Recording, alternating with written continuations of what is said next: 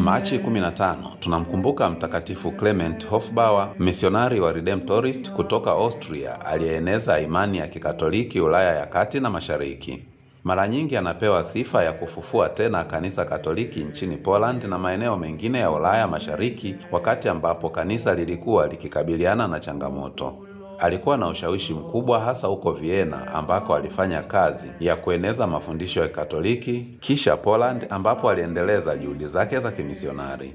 Anahesabiwa kuwa mtakatifu mlinzi wa Vienna na Poland, na urithi wake ni muhimu sana katika jamii ya Redemptorist kwani alikuwa mmoja wa wahusika wakuu katika kueneza misheni ya shirika hilo. Kujitolea kwake kwa elimu, huduma ya kifasihi na haki za kijamii kumekuza wengi na bado anabaki kuwa alama ya matumaini kwa kanisa Katoliki. Kuna mengi ya kujua kuhusu watakatifu. Tafadhali tembelea mitandao yetu ya kijamii.